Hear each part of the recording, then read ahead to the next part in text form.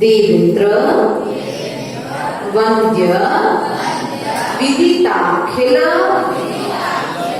वस्तु सार संसार तारक विभो भुवनाधि नाथ त्रायस्व देव करुणा हृद माम पुनीहि सीदंत मध्य भय दव्य सनाम्पुरासे देवेन्द्रवन्द्य विदिताखिल वस्तु सार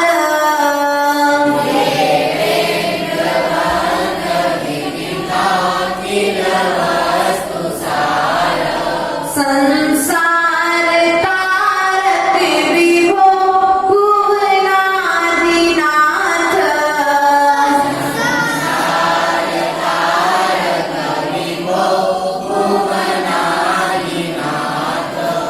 त्रायस्व देव करुणा हृदि मां पुनीहि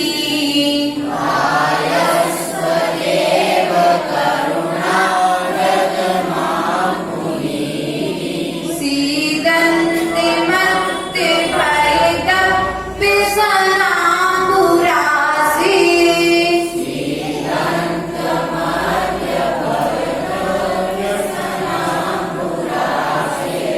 देवेन्द्रवन्द्य विदिताखिल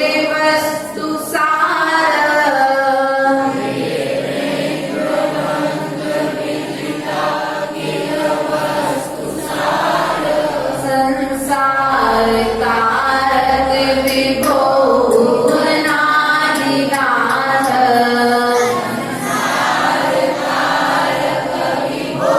भुवनाधिनाथ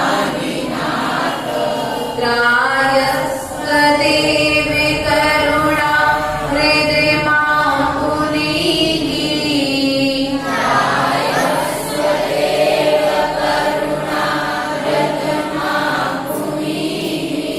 सीदन्ति मत्ते भयदप्य सनाम्बुरासे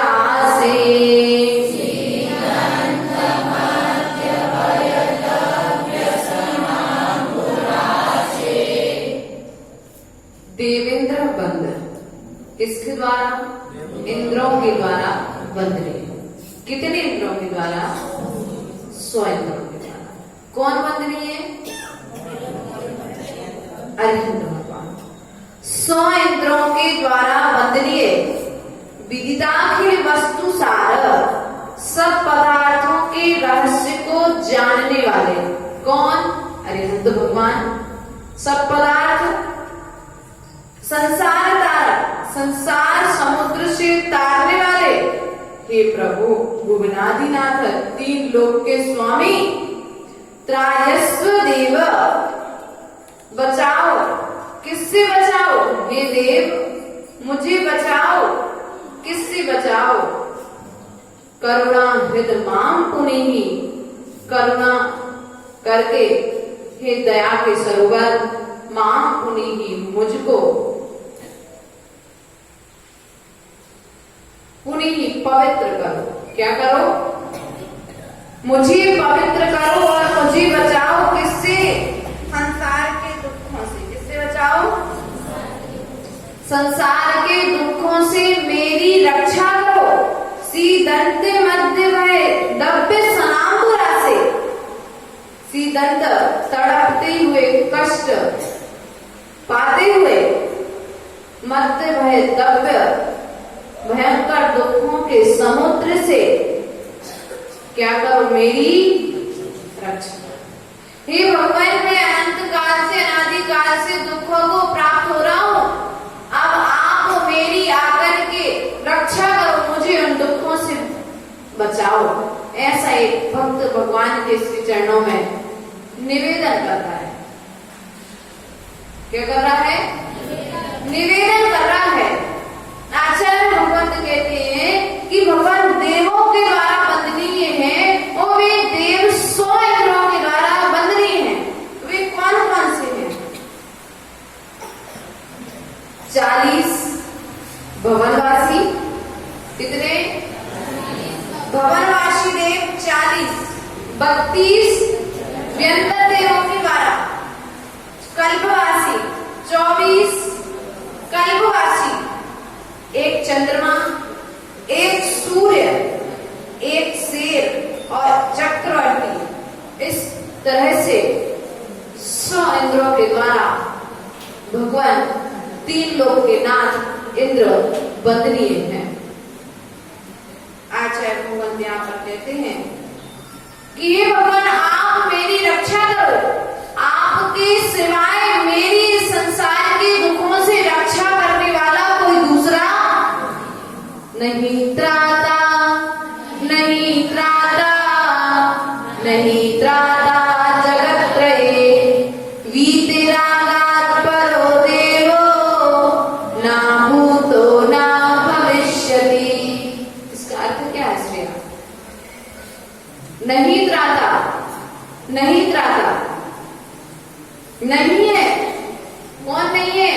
आपके सिवाय रक्षा करने वाले संसार में कोई दूसरा नहीं है। आप मेरी रक्षा करो, रक्षा करो, रक्षा करो। हे वीतराग देव, किससे रक्षा करो? दुखों से रक्षा करो। इस जगत में आपके सिवाय ना तो कोई रक्षा करने वाला हुआ है और ना कभी होगा, ना तो भूत में कोई हुआ है और ना भविष्य में कोई होगा। 3 लोक के जीवों की संसार के दुखों से रक्षा करने वाले यदि कोई है तो हे 3 लोक के नाम आप हो। कौन हो? जगत पूजनीय प्रभु आप हो। वीतराग देव सर्वज्ञ हितोपदेशी भगवान आप ही हो और मेरी दुखों से रक्षा करो, मेरा कल्याण करो। इस प्रकार से भगवान के चरणों में निवेदन किया गया। काव्य नंबर 42 की ओर। यद्यस्ति यदस्ति नाथ भव दंघ्री सरो रुहाणा हते परम किमपि संतत संतत संचितायः तन्मे त्वरेव शरणस्य शरण्य भूयः स्वामी त्वमेव भुवनेत्र भुवनेत्र भवान्तरेऽपि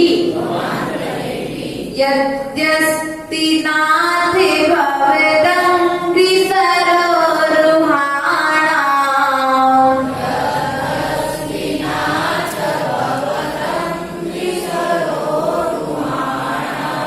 यद्यस्ति नाथे भवेदङ्घ्रि सरोरुहाणा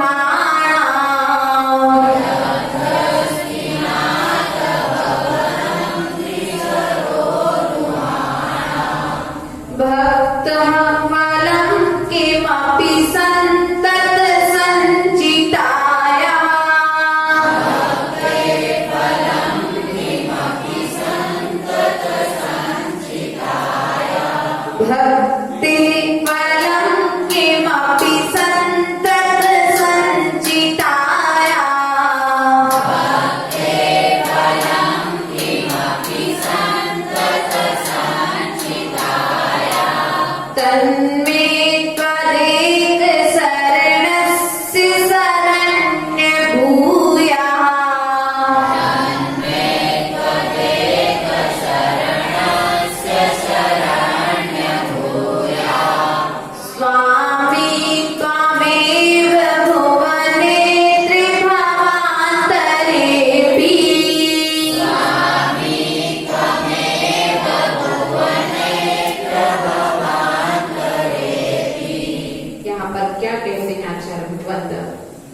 यद्यस्ति नाथ भवजंघ्रि सरोरुहाणा। यदि अस्ति है नाथ, हे नाथ, भवजंघ्रि सरोरुहाणा, आपके चरण कमलों की भक्ति से, क्या है भक्ति का, किमपि कोई भी संतति संचिताया, चिरकाल से एकत्रित, क्या है, चिरकाल से संचित किए हुए, क्या किए हुए, तन्में त्वदेव, आचार्य भगवान कहते हैं यहाँ पर कि तो उससे त्वदेव क्या हो, क्या हो, यदि आपके त्वरेक केवल आपकी ही शरण है, जिसको ऐसे मुझे चिरकाल से संचित एकत्रित हुए आपके चरण कमलों की भक्ति का यदि कुछ भी फल है, तो क्या करो, उन पापों को जो अनंत काल से अनादि काल से किए हुए पाप हैं, क्या है, पाप हैं, उनको क्या करो आप, तन्मे त्वदेक शरणस्य शरण्य भूया, हे शरणागत प्रतिपालक, भूया होवे, क्या होवे, स्वामी, मेरे स्वामी, यदि मैंने किसी भी भाव में किसी प्रकार का कोई पुण्य कर्म संचित किया है, तो अगले भाव में जो आने वाली आगे की पर्याय मिलने वाली है, तो आप ही मेरे गुरु हुए। कौन हुए, आप ही मेरे, मुझे आपके ही चरण कमलों का सहारा मिले। यदि मैंने कुछ भी, अपन कहते ना, यदि हमने आपके ऊपर कोई उपकार किया हो, कहते थे ना कभी कभी अपन बातों बातों में कहते हैं कि भाई यदि मैंने आपके प्रति कोई उपकार किया हो, तो आप इस बात का सही निर्णय करना। तो उसी प्रकार से यहाँ पर एक भक्त भगवान से कह रहा है कि हे भगवान, चिरकाल से मैंने आपके चरणों की पूजा की है, और उसके पूजन के फल के प्रभाव से यदि मैंने कुछ भी आप देना चाहो, क्या करना चाहो, यदि कुछ देना चाहो, तो भाव में आप मेरे भगवान रहना, अर्थात मुझे वीतराग देव की शरण प्राप्त हो। किसकी प्राप्त हो, आचार्य गुरुदेव ने लिखा है ना, बाल्यकाल से अभी तक मैंने जो सेवा की हो, देना चाहो प्रभु आप तो बस इतना कर दो,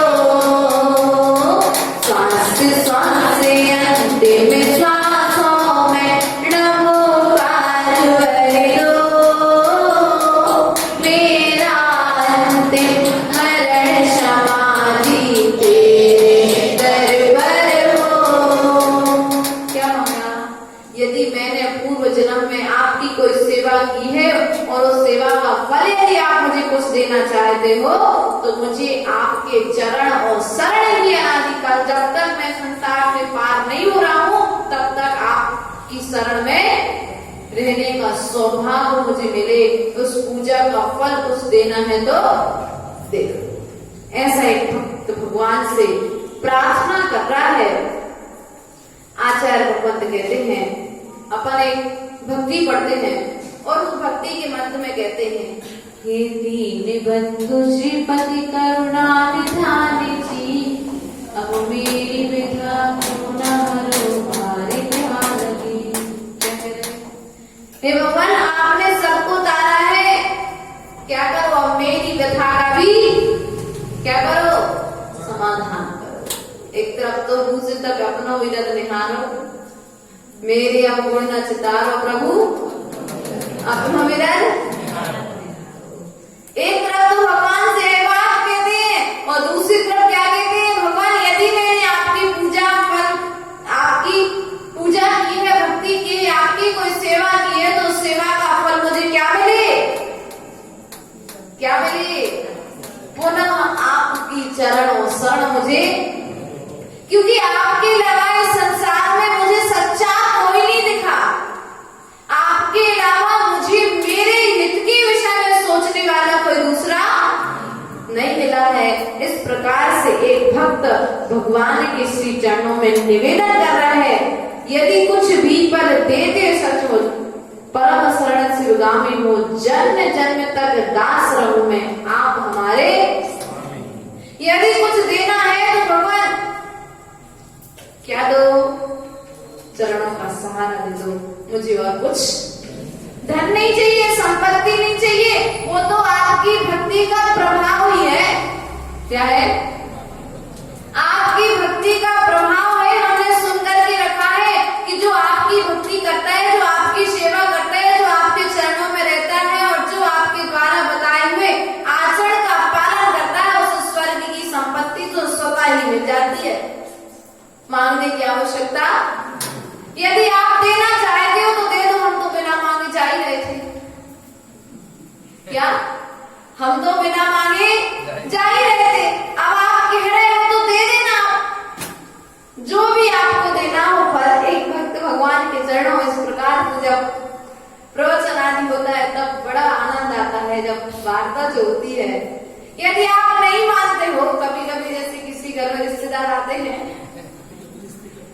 जिसे सम्मान करने के लिए खड़ा किया जाता है, तो प्राय करके भैया नहीं नहीं नहीं नहीं नहीं, लेकिन फिर लास्ट में नहीं मानते हो तो दे दो भगवान। यदि आपकी भक्ति का मैंने इतना प्रभाव सुन करके रखा है, पहली बात तो प्रभाव सुन करके आपके पास आए नहीं थे, लेकिन फिर भी आप सुन लिया है, तो आप दिए बिना रहोगे नहीं।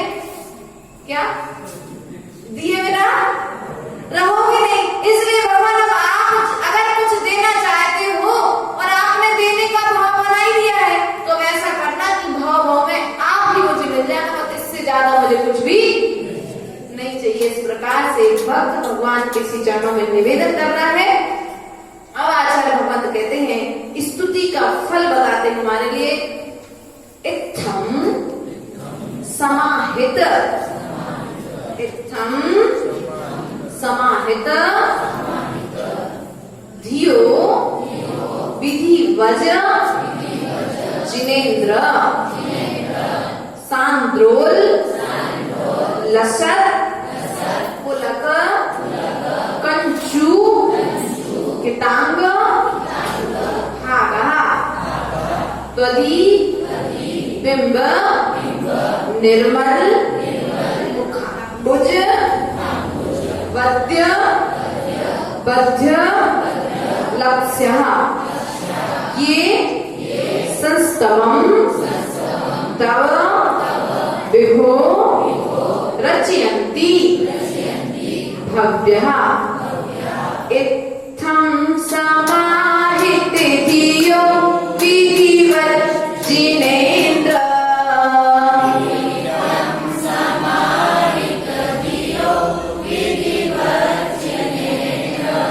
इत्थं समाहिते धियो विधिवत् जिनेन्द्र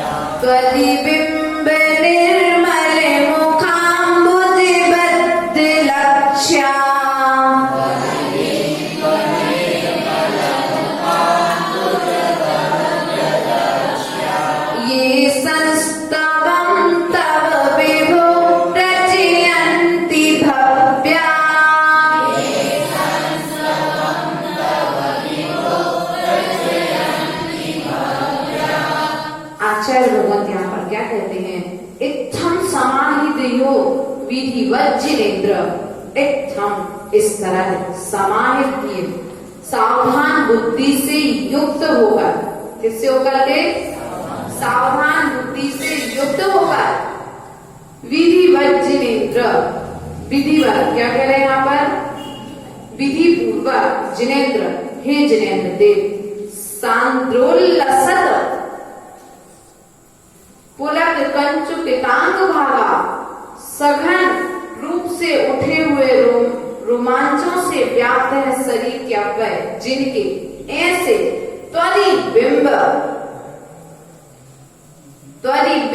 निर्मल मुखाम्बुज बद्ध लक्ष्य, आपके निर्मल मुख कमल पर बांधा है लक्ष्य, जिन्होंने ऐसे क्या किया, आपका जो मुख कमल है उसको देख करके हम कभी भगवान की कोई भगवान की प्रतिमा देखते हैं ना, तो देखते ही साथ अपन ऐसा लगता है देखते ही रहो उस प्रतिमा को। जैसे कुंडलपुर के बड़े बाबा के पास चले जाओ तो आपको ऐसा बाजू में बैठा व्यक्ति कौन आ रहा कौन जा रहा आपको ध्यान ही रहेगा, मात्र एक टक प्रतिमा को निहारने का भाव।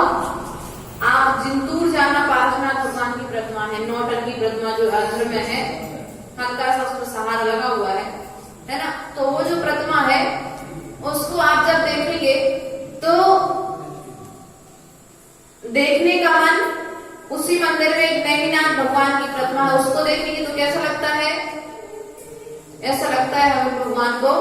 आप मंदेश्वर चले जाओ, आदिनाथ भगवान की प्रतिमा को कैसा लगेगा, आप देखते ही रहो, इनकी जगह में कहीं और दृष्टि ना हटाना पड़े। तो क्या कह रहे भगवान, आपके निर्मल मुख कमल पर बांधा है, किसने, जिन्होंने अपना लक्ष्य, जैसे अर्जुन ने अपना लक्ष्य कहाँ पर बांधा था, चिड़िया की आंख पर, उसी प्रकार से हमने अपना उपयोग, अपना लक्ष्य आपको बनाया, आपको अपना टारगेट बना करके बैठे कि हमें तो आज आपको देख करके ही रहना है। ऐसे सघन रूप उठे हुए, अब क्या भगवान को जब देख रहा है जीव तो उसे क्या मिल रहा है, आनंद उत्पन्न हो रहा है। क्या हो रहा है, कभी कभी जब हम भगवान के श्री चरणों में पहुंचते हैं तो अपने आप स्वतः ही क्या होते हैं, रोम पुलकित हो जाते हैं, मन में प्रसन्नता हो जाती है, आंखों से आंसू झरने लग जाते हैं, ऐसा लगता है हमें आज तक कहाँ भटक रहा था, ऐसे भगवान के दर्शन मैंने आज तक। इसलिए विचार करना है, भगवान के चरणों में आकर के यदि प्रसन्नता नहीं हुई, कौन सी प्रसन्नता, अंतरंग से प्रसन्नता हुई कि नहीं हुई, तो आचार्य भगवत यहाँ पर कहते हैं कि जिनके रोम रोम पुलकित होकर के अब नाच रहे हैं, इतनी प्रसन्नता जीवों को आपके दर्शन करने से हो रही है, कारण सम्यक दर्शन। कारण कौन है, सम्यक दृष्टि जीव होगा तो बुढ़ी जनों को देख हृदय में मेरे प्रेम, कभी निकृष्ट गुणों का दर्शन करते हैं तो अश्रुपात होने लगता है खुशी से, क्योंकि यह जो तुम्हारे लिए प्रसन्नता हो रही है, खुशी उत्पन्न हो रही है, इसका कारण सम्यक दर्शन है। यह आपकी प्रसन्नता परिचय दे रही है कि आप सम्यक दृष्टि हो, देव शास्त्र गुरु को देखकर, साधर्मी को देखकर के आपको मन में उल्लास हो रहा है, उत्साह जागृत हो रहा है। तो आचार्य भगवान कहते हैं ऐसे जीव क्या करते हैं, यदि महाव्रत को धारण करते हैं, 1 घंटे के लिए भी यदि अंत में महाव्रत को धारण कर ले, कितने घंटे के लिए, और लगातार तीव्र सम्यक दर्शन के प्रभाव से यदि वह सम्यक दर्शन व श्रद्धान बना रहे तो 39 कितने भाव में, 39 भावों में वह जीव सिद्ध शिला पर जाकर के विराजमान। कितने भाव लगेंगे, अधिक से अधिक सम्यक दृष्टि हर भाव में जाकर के, यदि एक भाव में मुनि बन गए, पुनः जाकर के फिर मुनि बने, ऐसे 39 भाव तक लगातार यदि सम्यक दर्शन के साथ मुनि बनता रहा तो जीव 39 भाव में संसार से पार हो जाए। ज्यादा समय तो नहीं लगता, बस 39। हम तो आपसे कहते हैं उसकी शुरुआत यदि नहीं की हो तो सम्यक दर्शन के साथ इस भाव से मुनि बनने की, महाव्रती बनने की शुरुआत कर दो। स्त्री पर्याय मिली है, स्त्री पर्याय का छेदन कर लो, आदिका के महाव्रतों को धारण कर लो, क्योंकि संसार में सुख क्षण भंगुर है, क्षण भंगुर है, बिजली चमकती है उस तरह से थोड़ी देर का सुख, बाकी समय दुख ही दुख है। लेकिन हमारी स्थिति क्या है, राग के कारण हमें वह दुख दिखाई भी दे रहा है, मोह के कारण वह हमें दुख भी सुख की तरह लग रहा है। आचार्य भगवान यहाँ पर कहते हैं कि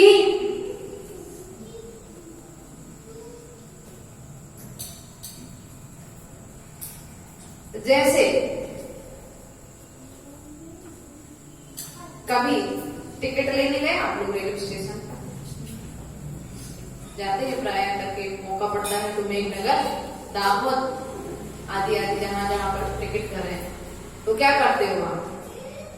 यदि 1 मिनट लेट हो गए तो टिकट, और 1 मिनट पहले पहुंच गए तो टिकट। 1 मिनट के लिए भी यदि आपके लिए खुला मिल गया टिकट घर तो टिकट मिल जाती है, और 1 मिनट में ही आपको टिकट मिल गई तो 1000 किलोमीटर की यात्रा कर लेते हो। उसीलिए यदि 1 सेकंड के लिए भी, 1 मिनट के लिए भी, 1 घंटे के लिए भी यदि आप महाव्रतों को धारण करते हो तो संसार सागर से पार होने में आपको समय नहीं लगेगा। लेकिन संस्कार तो बनाना पड़ेगा। क्या करना पड़ेगा? कुछ लोगों ने माने तो बना कर फिरेंगे, हम अंतिम समय में दीक्षा ले लेंगे, भैया वर्तमान में भाव नहीं हो रहे हैं, अंत में भाव होंगे, इसका कोई भरोसा है क्या? वर्तमान में दीक्षा लेने के भाव नहीं हो रहे, भविष्य में दीक्षा लोगे इस बात की क्या गारंटी है? तुमने 10 रुपए खर्च किए हैं और 10 रुपए खर्च करने के बाद 100 रुपए होंगे, इसकी कोई गारंटी? पुण्य होगा तो हो जाएंगे और पाप कर्म होगा तो। इसलिए संस्कार बनाने की बात यहाँ पर कही गई है कि सम्यक दृष्टि जो जीव होगा वह कल्याण किए बिना नहीं मानेगा।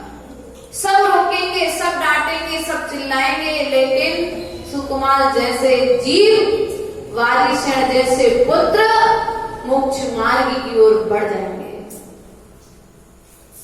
यहाँ से बहुत महाव्रती हुए हैं, लेकिन जितने हो गए मात्र उतने ही महाव्रती होंगे कि आगे भी कोई दूसरा होगा महाव्रती।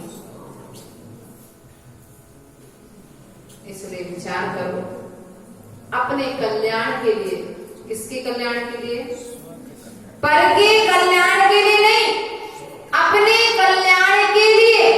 सम्यक दर्शन को धारण करो, सच्चे देव शास्त्र गुरु के प्रति श्रद्धा करो, उनकी सेवा करो, उनके चरणों में रहो, तो तुम्हारे कर्म कटेंगे, और कर्म कटेंगे तो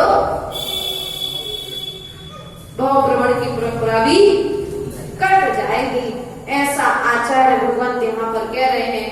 सावधान बुद्धि अर्थात सम्यक दर्शन के साथ में विषय कसायों से सावधान होकर के, जैसे प्रतिपल एक सैनिक बॉर्डर पर खड़ा है सावधान होकर के, उसी प्रकार से तुम भी सावधान रहो, जागते रहो कि हे भगवान मेरा भी पुण्य कर्म उदय में आए और मैं भी महाव्रतों को धारण करके महाव्रतियों के चरणों में रहकर के अपना कल्याण करूं।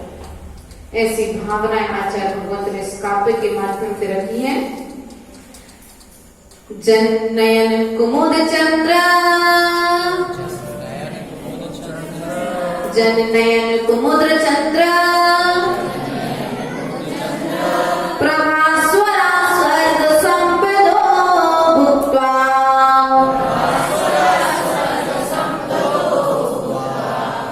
ते विगिलित मल निच्या, ते विगिलित मल निच्या, अचिरान मोक्षं प्रपद्यन्ते, नमो अरिहन्ताणं, जननयन कुमुद चंद्र, प्रभास्वरा स्वर्ग संपदो भूत्वा, ते विगिलित मल निच्या, अचिरान मोक्षं प्रपद्यन्ते।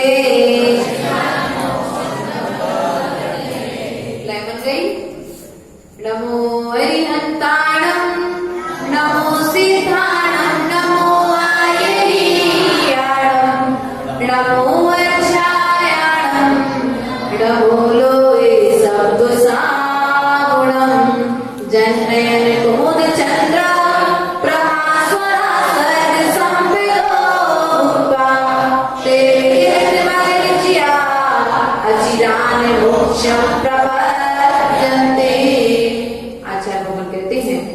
जो हमने है निरंतर विगत दिनों से 44 काव्यों के माध्यम से अर्थात कुमुद चंद्र स्वामी द्वारा रचित कल्याण मंगल स्तोत्र के माध्यम से जो स्तुति कर रहे थे, इस स्तुति का फल क्या है?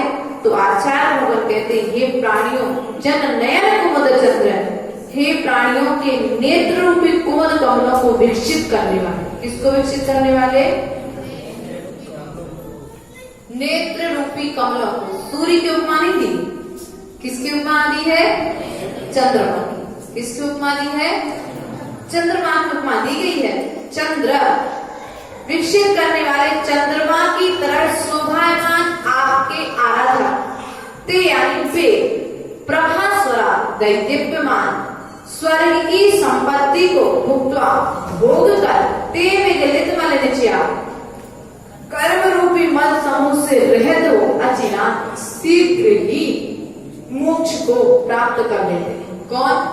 जो आपके लिए अपने नैनों में समाहित करते हैं। क्या करते हैं? कुमुदों कमलों को विकसित करने वाले। क्या करते हैं? नेत्र रूपी कुमुदों को विकसित करने वाले चंद्रमा की तरह शोभायमान आपके आराधा, आपके जो नयन हैं वो हमारे नेत्रों को क्या करने वाले हैं? विकसित करने वाले। आपका जो दर्शन है वह हमारे नयनों को क्या करने वाला है? विकसित करने वाला है।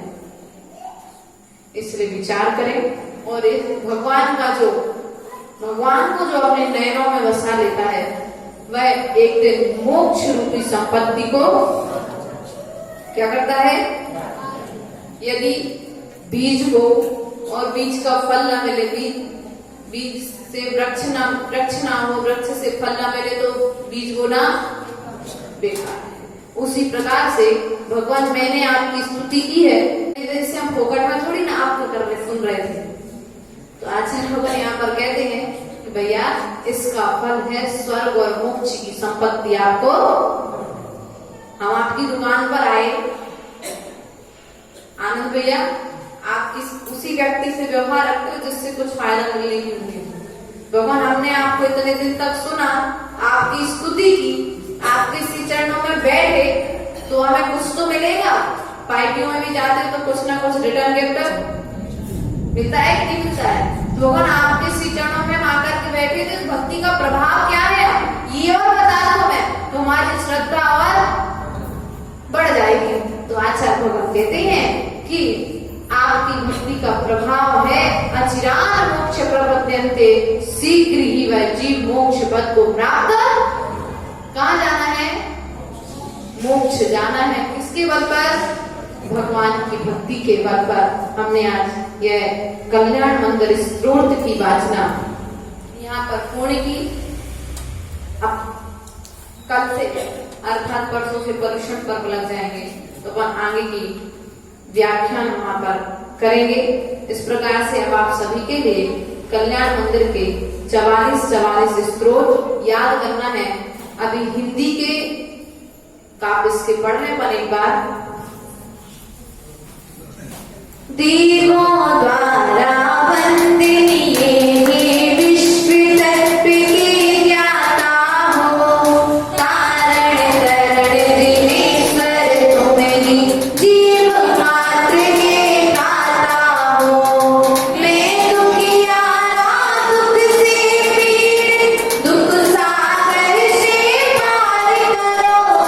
दया मूर्ति करुणा सागर तेरा